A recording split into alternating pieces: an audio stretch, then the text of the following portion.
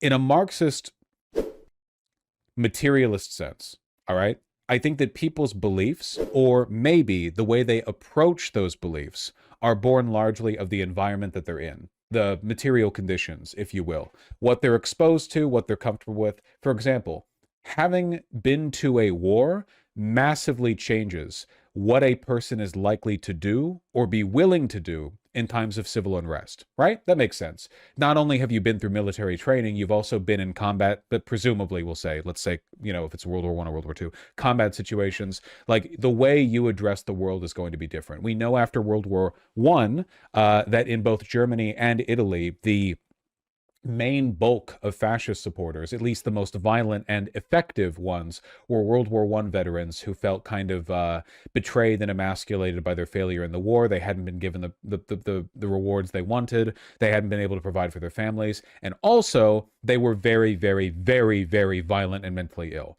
World War I veterans, basically all of them, were extremely fucking crazy, because this was before we had like modern psychiatry. Like, they all, imagine going to World War I and later you're like you're talking to your friends and your wife and you're like, I don't know, sometimes I still hear the voices, and they're like, you could use some liquor, chap. Here, let's get you to the pub.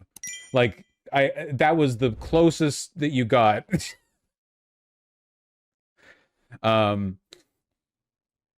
And yeah, they called it shell shock, and they did not have effective treatments for it. The point I'm getting at is that, like, it was a particular point in time that led to that being possible. And now it's like why Pol Pot killed so many people.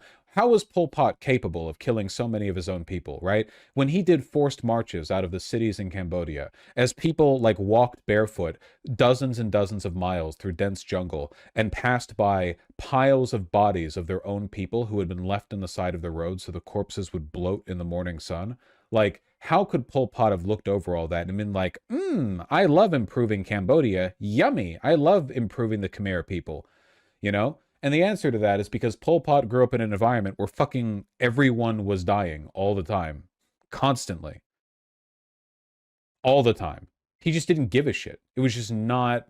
Like, it was like he was as indifferent to the deaths of human beings as most of us are indifferent to the death of like cows in factory farms. It's like an abstraction, and it was an abstraction to him.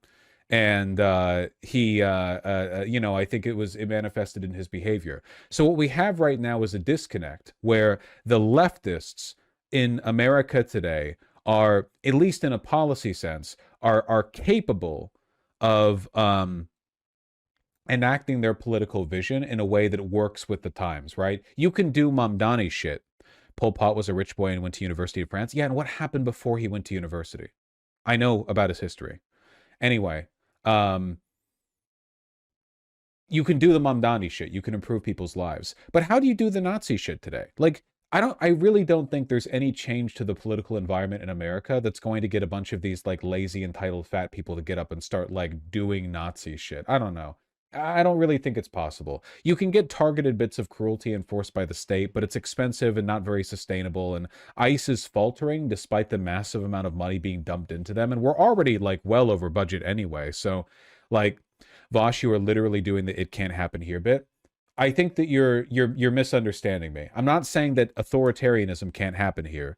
It already has. What I'm saying is that the conditions that allowed the original Nazis to do the stuff that these retards are now salivating over, those conditions no longer exist. It was an environment where life was a lot cheaper. And in that environment, the original Nazis, the Nazi Party, was able to do stuff that today many Nazis consider to be desirable, but they can't do it. And they don't even want to do it. They don't want to do it. These people with haircuts like this and suits like this and stomachs like this don't want to live in the world that is as cruel and austere as the one they claim they want to build. They just want to be epic and based in their group chats. There is a disconnect between the world that they are capable of building and the world they claim they want to build, and the world they actually want to live in. And the world they want to live in is one where liberal institutions like them and they feel handsome and pretty and they have a cute girlfriend who gives them the sloppy toppies, okay? That's the world they want to live in. These people do not, in their quiet moments late at night before they fall asleep, fantasize about waking up in Nazi Germany. They don't. They might fantasize about waking up next to a cute Aryan trad wife, a la like Nazi Germany styling, but ultimately what they're looking for there is the wife. It's all edgelord propaganda. It's all fake. That doesn't mean they're not dangerous. They are dangerous, but they have to be thought of differently. These are not, treating these guys like brown shirts or like, early Gestapo officers or whatever would be as wrong-headed as treating modern-day Mamdani leftists as the, like, union anarchist, like fighting with the cops at the mountains type of organizers back in the early 1900s, you know? It's the ideology, there might be a continuation, but there's a massive disconnect, you know? It really is postmodern fascism. I like liberal fascism, but honestly, postmodern fascism might be more accurate. It's just postmodern is such a vague, nebulous, and oft misused term that I feel uncomfortable like using that term over and over because I don't want people to misunderstand it. So I'll probably just keep using liberal fascism. I think it's descriptive enough. You could also say the radical far left is better than the radical far right. Yeah? Yes.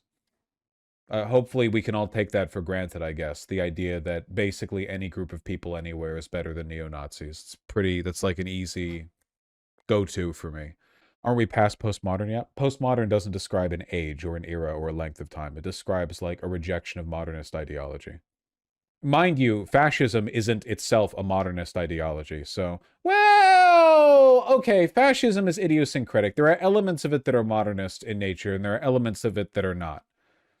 Well, no, I take it back. Yeah, it is. Well, yeah, it has to be. No, it is. It's modernist. It's modernist. 100%. Well, it's kind of postmodernist itself in its beginning. Well, I don't know.